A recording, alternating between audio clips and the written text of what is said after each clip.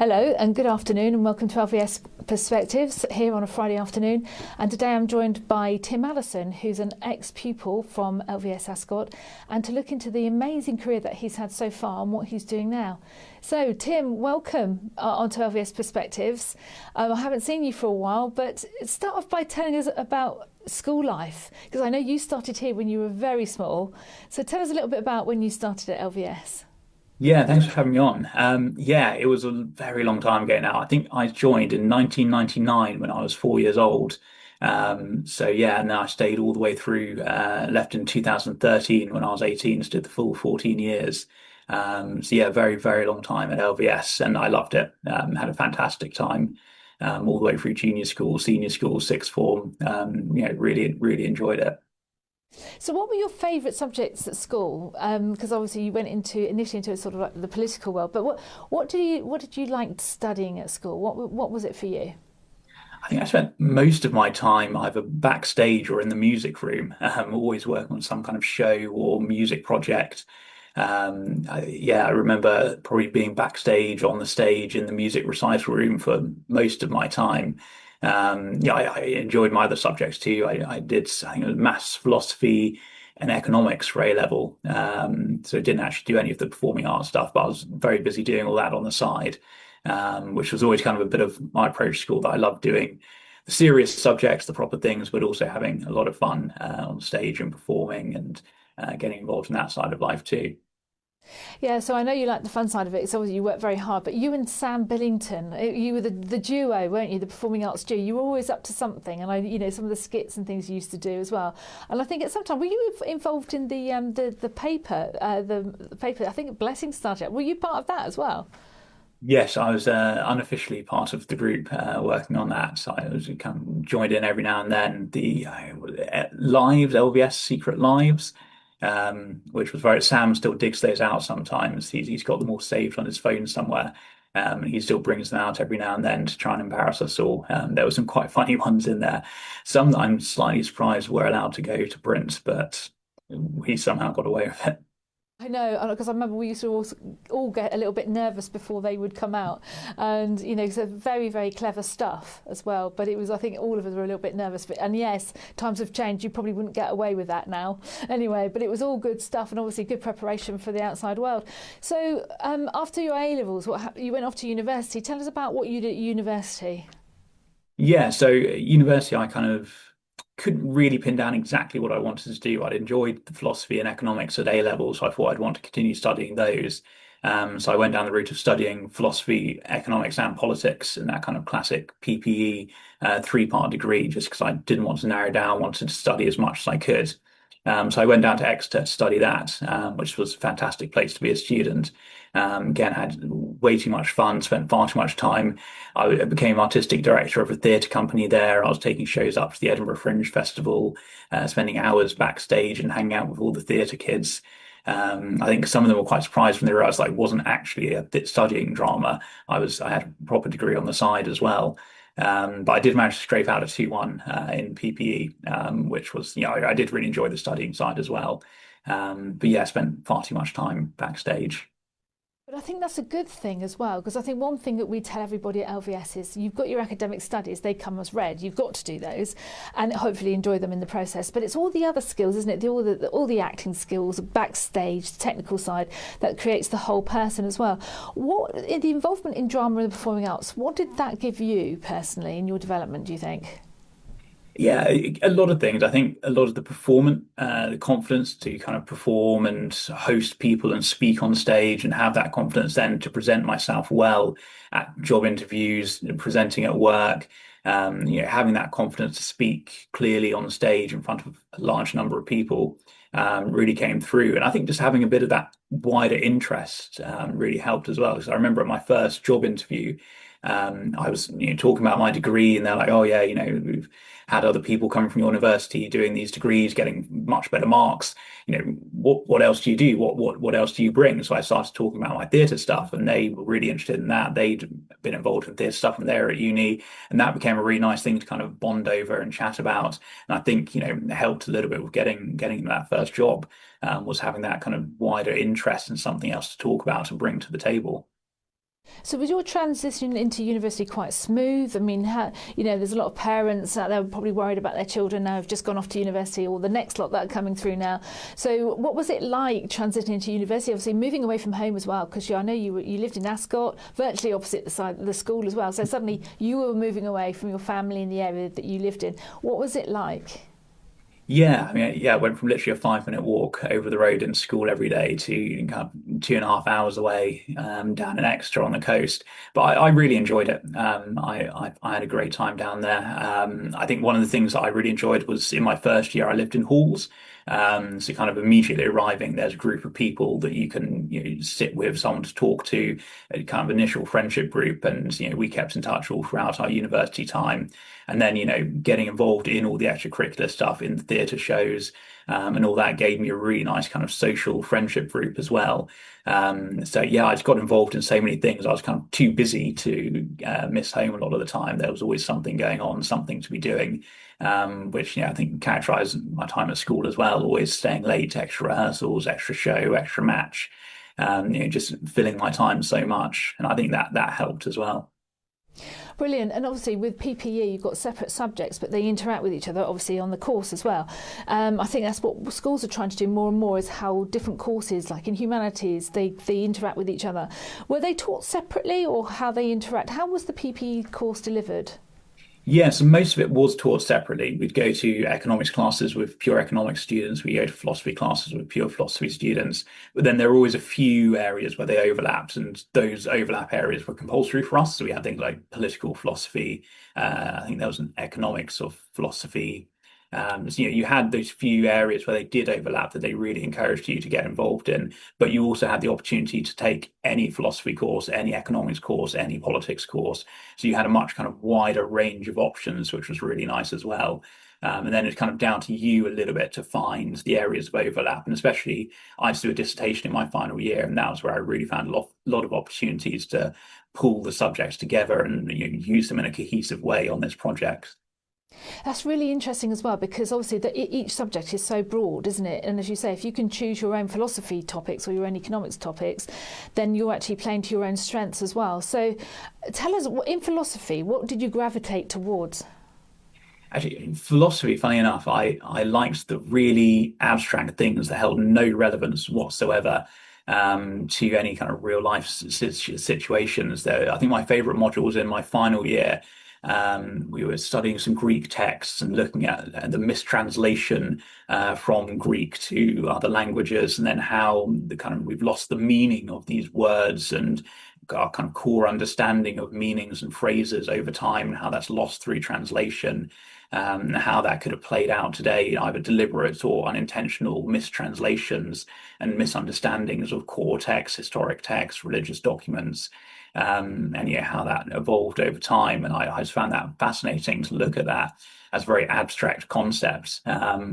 Whereas, my other subjects, the economics and the politics, were much more grounded in the reality of what's happening in the world. How can we assess that? How can we improve that? Whereas the philosophy was a lot more just out there and fun to think about. And with economics, what was your particular interest? What was your best sort of area, your economic interest? The economics I enjoyed most when it kind of overlapped with the other subjects, especially the politics.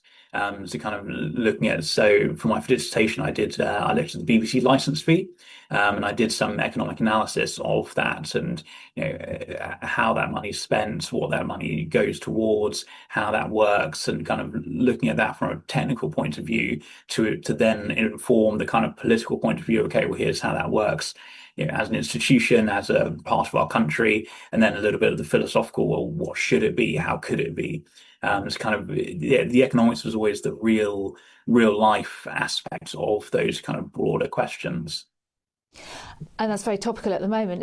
Did you know, actually, back then that we might be having that debate now as well? And then obviously with the political side of that, I mean, fascinating times, isn't it? Was it politics over a period of time, or more current politics or aspects of politics? How was the course delivered?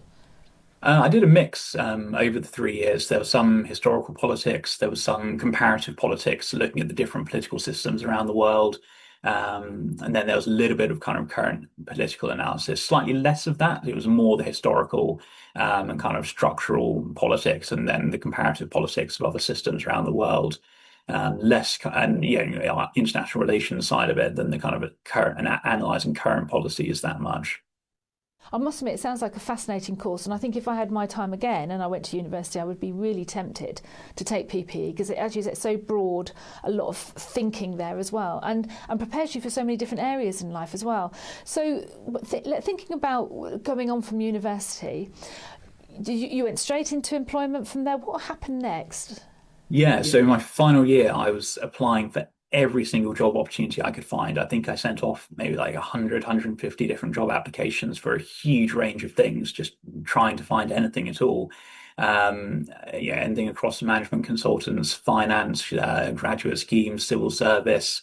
And one of the areas that I was looking at was working in Parliament, because I'd been kind of inspired. I think when I was in year 11, I think it was, we had our local MP, Adam Afriyie at the time, come and do a talk. And I then went to visit his office in Westminster. And I thought that would just seem like such a fascinating job to work for an MP. So I was also applying for jobs with MPs. And then I got extremely lucky. I think it was 2 weeks before my last exam. I had an interview with Anne Milton, who was the Member of Parliament for Guildford and the Deputy Chief Whip at the time. And she runs an internship program where she has two interns in her office at a time, and it's a rolling 6-month internship. So she gives lots of young people this fantastic first step opportunity into politics. And I was lucky enough to secure the internship with her. And I started, I think, 2 weeks after my last exam. So I had very little downtime between uni and starting work. And my first day was the Monday, and that was the first day back after the Brexit vote. So the Brexit votes happened Thursday night, result announced Friday morning, and then I started on the next Monday. So it was just straight into all the chaos that was Brexit and the last few years in politics. But how exciting to be part of that! Such a monumental time, wasn't it, for the UK, and all that chaos. But what did a normal working day look like for you when you started that internship? Yeah, so I kind of imagined that it would be the pure chaos, the running around politics that you see on the kind of TV shows, and occasionally you get a little glimpse of that behind the scenes. But for me, for my first role, a lot of it was very constituency focused. So a lot of the work that the MPs do, as well as kind of what's happening in Westminster and dealing with that, is also helping out their local constituents, supporting them. So I did half of the internship was looking more at the policy side, and then half of it was focused on the constituency side. So I got to really get involved with a lot of local issues, support a lot of local constituents who are having troubles, and reached out to their MP for help with visas, immigration, housing, police matters, a huge range of things that you don't really think that MPs and MPs officers deal with, but that's a huge, huge part of their job. So I got a really great exposure to all of the work that an MP does, the kind of Westminster politics, but also the local support role that they play for their local constituents. And I think a lot of people don't see that the tough side of it. It seems very glamorous, doesn't it? But obviously it's not. And there are a lot of issues that normal people need resolving. And so it's a great part of a politician's life. What was the hardest part for you? Yeah, I mean, I think that was probably the hardest part, because a lot of these people, when they turn to their MP, that is a final stop. They've exhausted all the other routes and measures, and they've tried the local council, they've tried local support groups, and they kind of run out of places to turn as they try their local MP. And sometimes there are things that we can do. Sometimes, we really were able to help a few people with some really nice things, and that was really nice. And there are some people that we just couldn't, either we weren't able to, or it was out of our power. And that was quite difficult sometimes our MP hosted these advice surgeries in the local constituency, where she would come and meet them face to face. People would come in, book appointments, and sometimes those people were extremely upset. Sometimes they were quite angry. So being with her in these face to face situations, having to try and help in these situations was very, very difficult. So what happened after the internship? Where did you go there? So towards the end of the internship, I kind of started chatting to a lot of other staffers that I'd met, and a lot of other officers of the MPs, to see if there were any permanent jobs going. Unfortunately enough, one of the MPs that Anne was quite friendly with, her staff was just about to leave. So the opportunity came up to apply for that job. So I applied for that and started, I think, yeah, I finished the internship at Christmas and started early Jan with the new MP. So I started with Claire Perry in 2017 as a parliamentary assistant, which is the kind of catch-all title for bag carrier, general political aid. I started with her. She was on the backbenches when I started with her. She just stepped back from a ministerial role. And I was with her all the way through the 2017 general election, which was a fantastic experience going out and campaigning with her and getting that real taste of kind of political campaigning and being in a general election. And then after that, she was promoted to energy minister and then again to attending cabinet. So I did the full kind of rise with her from backbenches up to attending cabinet, which was an incredible experience and getting to work with her and be involved in that side of things as a political aide. Brilliant. So how long were you in that role for? I was with Claire for about 2.5 years in total. And then alongside that, working for an MP is a fantastically busy job. You're kind of go-to person at all times, day, night. There's fantastic opportunities in the evening. But I decided I wasn't quite busy enough. So I decided to also take on some extra work in the Conservative Party press office. So I started working there in the evenings and weekends. So I'd do a kind of shift in Parliament during the day, and then Friday night or Saturday, I'd go into the party press office and then spend all night there, kind of working the out of hours shifts, which was another fantastic experience being on the kind of at the coalface of all the political inquiries. We'd have journalists ringing me up, kind of trying to get comments and quotes and things out of me. And my job often was just to stonewall them and kind of not give away too much or try and slow down their inquiries. And sometimes I could help and but that was a really fantastic experience as well. So I was working in Parliament with Claire and in the party press office for about 2.5 years, which was just a really, really fantastic time. But I left, I think it was 2019, just after the final Tory leadership election. Right, I was working on Roy Stewart's leadership campaign, which sadly wasn't successful. But after that, I decided to leave Parliament and take my first job outside in the real world. So I went to work for a public affairs agency who kind of work with a lot of different clients, helping them on their engagement with politicians, with the public. So it's a mixed kind of PR, political comms. And I got to work with a huge range of clients, which was really interesting to me because, again, I didn't know quite exactly where I wanted to narrow down and where exactly I wanted to focus my career and work. So get working for an agency was a great chance to work with a lot of different sectors, a lot of different clients, and get a really kind of broad range of experience, which I really enjoyed. Brilliant. So when the subjects you studied at university obviously were very valuable in that journey that you had there. So what were the key takeaways from that period of time when you were with the agency? What did you really learn? I think it was just learning kind of how companies interact with politicians, and because I'd been on the other side, kind of having companies and people getting in touch with your MP, trying to get concessions, get them to work with you. So then, kind of being on the other side of that as the kind of company trying to influence government policy or get involved with campaigns with local politicians, that was a kind of really being a kind of poacher turned gamekeeper type of thing. So getting to see the other side of that and doing that across a lot of different sectors and lots of different types of campaigns, some trying to more directly influence public opinion and a more broader shifts of attitude, some more focused directly on a specific piece of legislation and quite kind of targeted specific campaigns, and just all the different tools and approaches that you can take to try and influence policy making. It's not just writing a letter directly to the minister, it's working with backbench groups, it's working with select committees, it's working with peers in the House of Lords, it's getting public support behind you, campaigning groups. So kind of and doing that across kind of both traditional media and online social media, that was a really fantastic experience. And then obviously we had COVID. So you were with the agency at the time, and what did that look like for you? Yeah, so I started COVID still with the agency, where everything did kind of slow down a lot. It was a lot, because there's so much of the job is in person. It's going to events in Westminster, it's speaking to people, it's getting out there and attending events, spreading the message. So doing that shift online was, I think, very challenging for everyone, and trying to start organising online webinars and events in place of a drinks reception, and you don't get quite the same engagement, but trying to work out ways to make that work.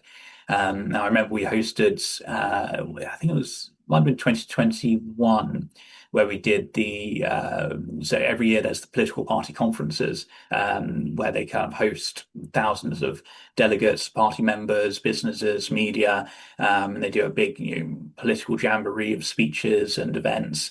And for that year, they tried to do it virtually, which sort of worked.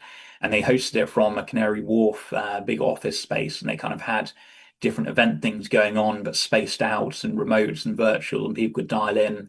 And going along to that was a slightly surreal experience. It was kind of trying to do a party conference, but everyone sat apart, 2 meters apart, and you could only be in groups of five. And I remember Boris Johnson was there, the PM at the time, and seeing him come in, and then but not. We were doing elbow bumps with him. You couldn't actually go and shake hands. So that was all a slightly surreal experience. And then I left the agency during COVID as well. So I started a new role at the Royal Society just towards the end of COVID, 2022, I think.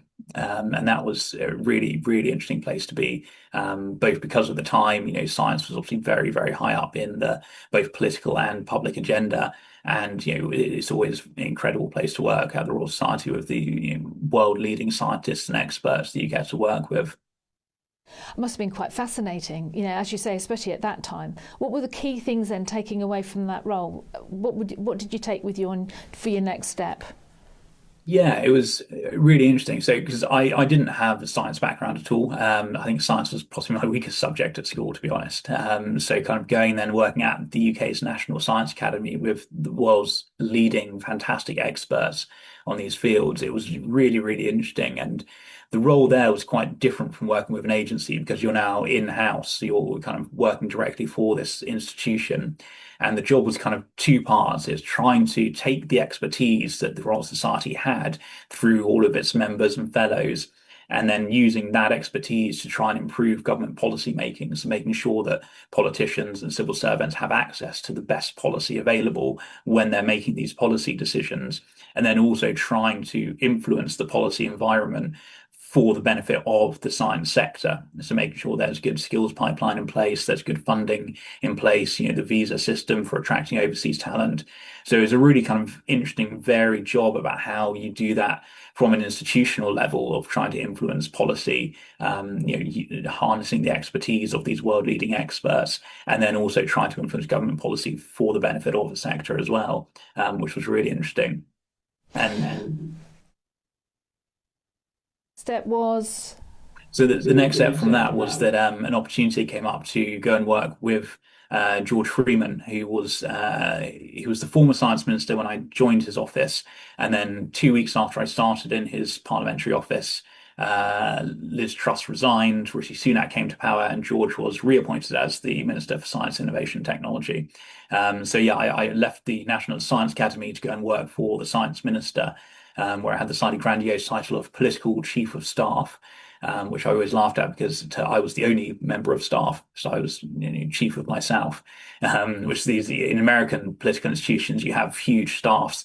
In Westminster, I was his only person in his Westminster office, which was a fantastic experience. I got to work very closely with the minister on a huge number of things. But yeah, I was the only member of my staff that I was the chief of.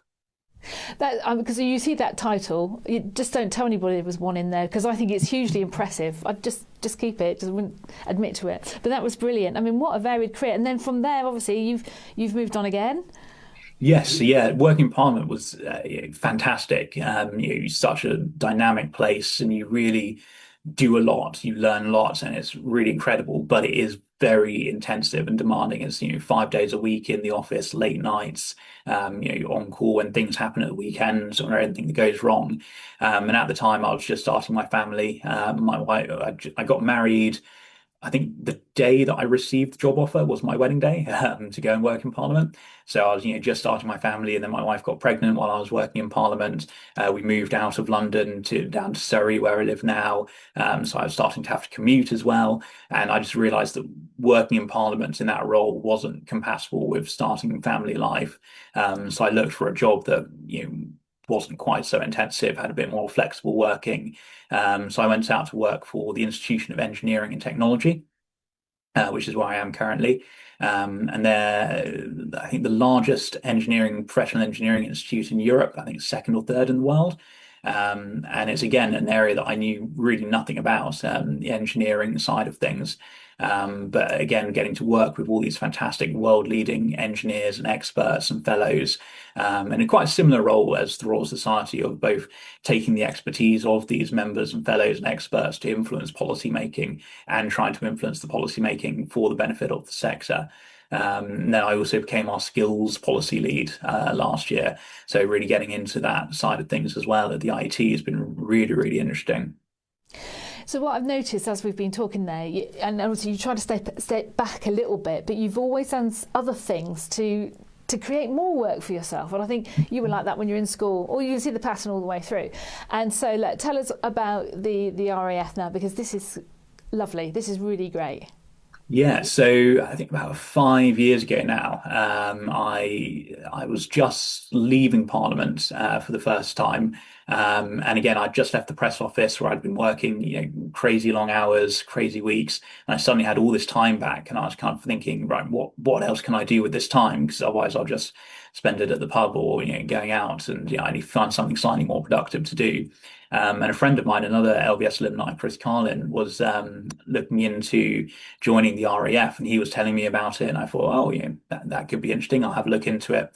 Not something I knew anything about. I hadn't really thought about the military at all in that way. I mean, I knew lots of people who were members and had seen that side of it, but had never really thought of it as something that I could do. And I was looking through the list of potential roles that you could take on within the military, and I was thinking, oh, something like intelligence could be interesting. But not hugely relevant for what I'm doing and what I want to do in my career.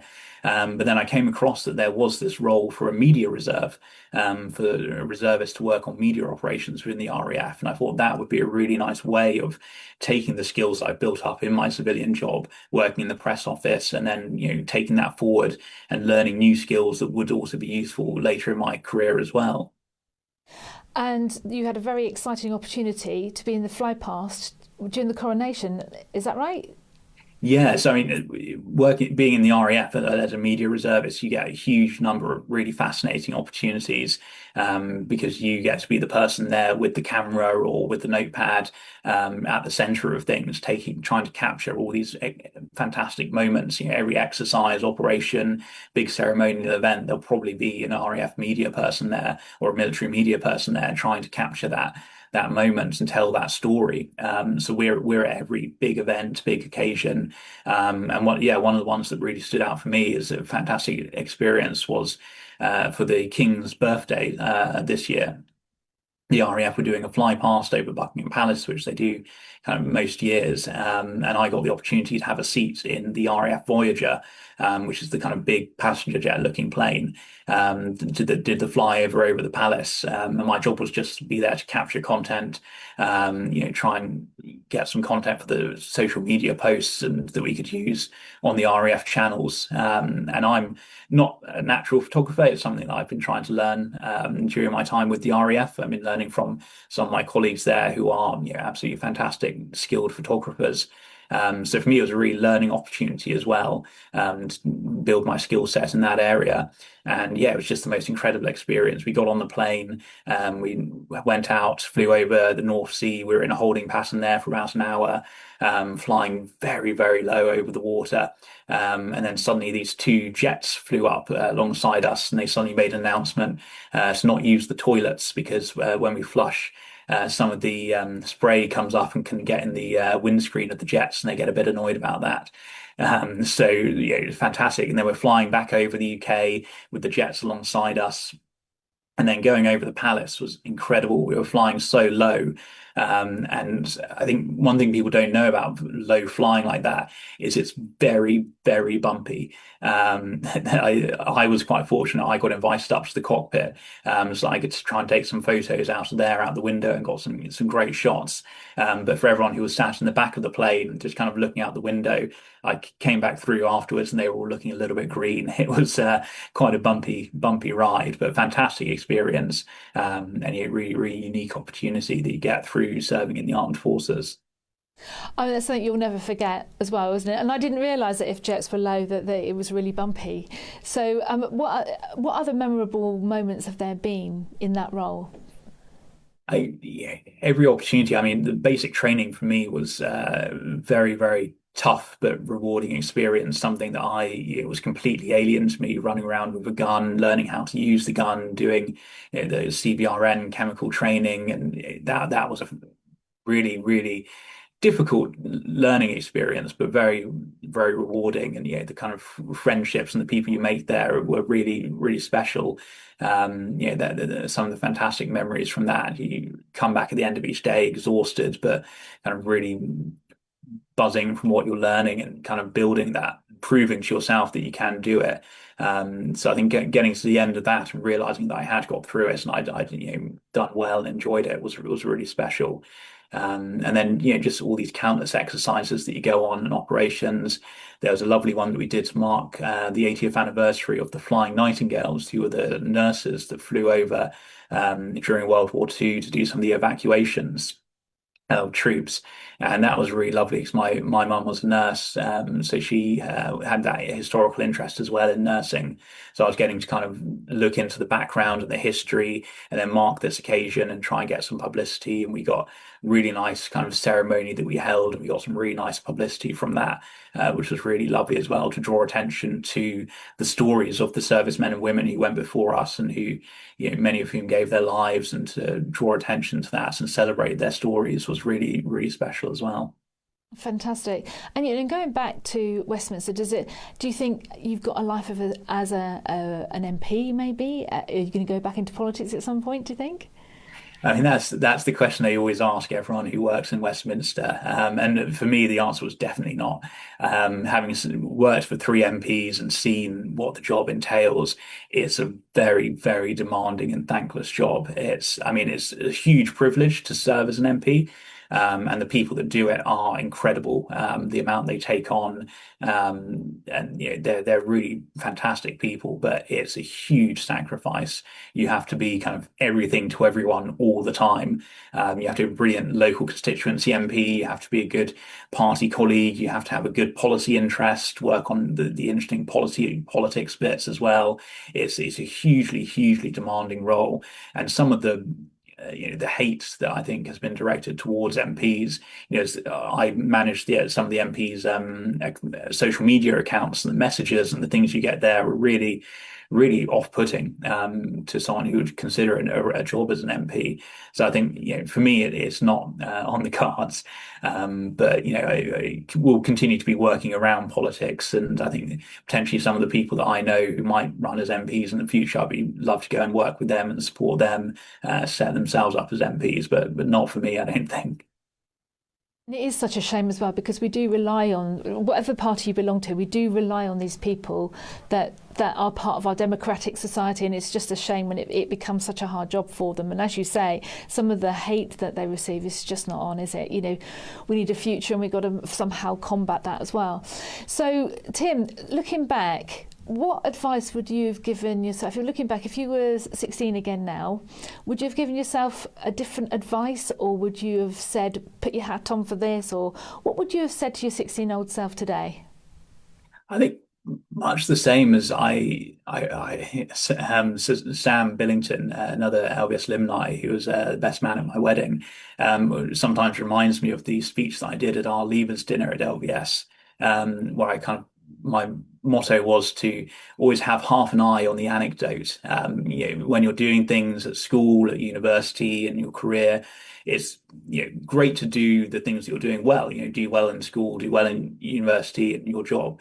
But I think for me, it was always about having something else, something extra on top of that, that kind of really develops you as a person and kind of pushes you and helps you find new things and things that you want to work on. So for me at school, it was taking part in theatre shows, music performances, sports, At university, it was getting part involved in theatre shows, running a theatre company, and then working for MP and taking on the extra shifts in the press office, working in public affairs, and then also having this role in the RAF. So I think it's just always finding those extra things that you can do to keep developing, keep pushing beyond what's just normally expected of you. Absolutely, and now with AI as well. And we in school are always saying about developing those human skills of creativity, communication, critical thinking, and collaboration. You've embraced all of that, and you've kept yourself busy. I mean, I'm never surprised when I see on LinkedIn that you're actually doing something else, or you've managed to pack something else into your already busy life, because that's been you right since you were a small child. But Tim, thank you so much today for joining us on LVS Perspectives. It's been lovely to see you, and hopefully we'll see you again in person soon. Send my love to everybody. And with Sam, I do remember when you started working in Westminster, you sent a message to say that you've got you and Sam into the bar, and Sam can afford to buy the drinks. I think I do remember that. That was really quite funny, and it's really lovely. Yeah. Those friendships that you have had in school have gone through life as well, and it's nice to hear about Chris Carlin as well. Is he in the forces? No, he didn't join up in the end. He got me going and then didn't follow me in. But no, we're still in touch. Yeah. Brilliant. Well, please pass my love to everybody, and do encourage them to come back. We'd love to hear from past pupils for our Where Are They Now series, and also the amount of careers advice you've given throughout this presentation as well. I'm going to make sure that our sixth form pick up on it as well. But thank you so much. Love to your family, love to mum and dad and Ollie, and your wife and baby girl, who's now 2.5. Yeah. Very grown up now, Tim. I know, feels far too grown up. Okay, well, thanks everybody. Have a lovely weekend, and we'll see you next week. Goodbye.